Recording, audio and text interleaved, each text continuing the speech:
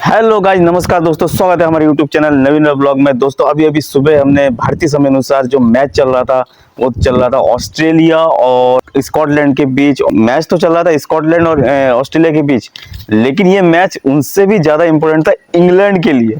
England पूरी तरह से सपोर्ट कर रहा था ऑस्ट्रेलिया के कि ऑस्ट्रेलिया किसी तरह से ये मैच जीत जाए, लेकिन काटा खड़ा कर दिया स्कॉटलैंड ने बहुत बड़ा। क्योंकि जब स्कॉटलैंड ने पहले बैटिंग करने उतरी तो सबको लग रहा था कि ये कुछ ज्यादा खास स्कोर कर नहीं पाएंगे, 120-30 के आसपास का स्कोर करने वाली है। लेकिन हुआ बिल्कुल उल्टा।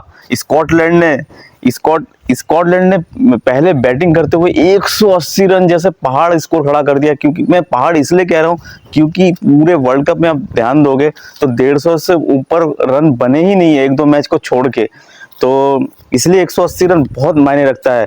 तो वहीं पे और दूसरी बात, ऑस्ट्रेलिया ने बहुत सारे कैचेस छोड़े, तो काफी सारे डाउट आ रहे थे कि यार कहीं ऑस्ट्रेलिया जानबूझ के तो नहीं हार रहा आज का मैच। 20 ओवर में स्कॉटलैंड ने 180 रन मारे और चाहिए था ऑस्ट्रेलिया को अब 20 ओवर में 181 रन, जो कि आसान नहीं था। मुश्किल और बढ़ी जब ऑस्ट्रेलिया बैटिंग करने आए और पहले 6 ओवर में बिल्कुल शुरुआत उतना खास नहीं रहा। डेविड वार्नर बहुत जल्दी आउट हो गए। 6 ओवर में मात्र 35-36 रन ही बने 100 के स्ट्राइक रेट से। और टारगेट आपका अगर 181 और पावर प्ले में रन ऑफ बॉल अगर स्कोर बने तो बहुत मुश्किल हो जाता है। आपको बता दूं कि 6 ओवर के बाद थोड़ा सा पिकअप लिया, तब 2 या 3 विकेट गिर गए। मैक्सवेल भी आउट हो गए और आपका डेविड वार्नर भी आउट हो गए।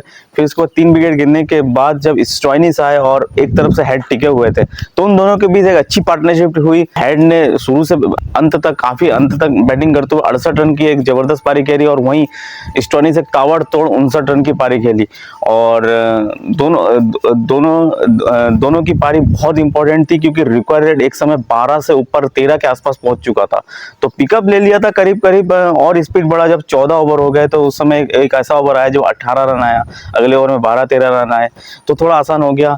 फिर एक टाइम ऐसा हो गया कि ये दोनों बल्लेबाज यानी कि स्टॉइनिस और हेड भी आउट हो गए तो टीम डेविड आए। टीम डेविड ने फिनिशिंग का काम किया, जो करीब 12-13 बॉलों में 28 रन जोड़े और ताबड़तोड़ ये रन था और 19.4 गेंदों में ये टारगेट हासिल कर लिया। और इस तरह से ऑस्ट्रेलिया 5 विकेट से ये मैच जीत गया और सीधा सीधा फायदा हो गया इंग्लैंड को और इंग्लैंड पहुंच गया सुपर 8 में।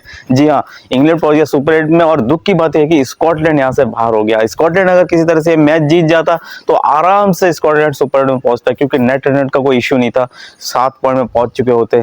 लेकिन नेट रन रेट की वजह से थोड़ा मार खा गया स्कॉटलैंड। वहीं अगर नेट रन रेट की बात करूं तो इंग्लैंड को नेट रन रेट का फायदा मिल गया क्योंकि नेट रन रेट स्कॉटलैंड से बेहतर था। इंग्लैंड इसी तरह से सुपर 8 में क्वालिफाई कर गया और अब जो कि सुपर 8 का जो दूसरा ग्रुप है उसमें चारों टीमें क्लियर हो चुकी है। तो सुपर 8 में अब तक 7 टीमें क्लियर हो चुकी है। अब सिर्फ एक स्पॉट खाली है, उसमें बांग्लादेश या नीदरलैंड जाने वाली है। तो आप हमें बताइए कि वो दूसरी टीम कौन सी होगी। मुझे तो लगता है कि बांग्लादेश क्वालिफाई कर जाएगी क्योंकि उनका नेट रन रेट बेहतर है और नीदरलैंड को बहुत ही बड़े अंतरों से जीतना पड़ेगा और वहीं बांग्लादेश को अपना मैच हारना पड़ेगा, जो कि इतना आसान नहीं है। तो मुझे लगता है कि बांग्लादेश क्वालिफाई कर जाएगा। तो इंग्लैंड के लिए बधाई हो, आप सुपर 8 में पहुंच चुके हो और अब आएगा मजा। बड़ी टीमें अगर नेक्स्ट लेवल में पहुंचती है तो टूर्नामेंट का मजाक बरकरार रहता है। तो ये था एक छोटा सा अपडेट्स और ऐसी मजेदार अपडेट्स के लिए हमारे साथ बने रहिए और तब तक के लिए थैंक यू। जय हिंद, जय भारत।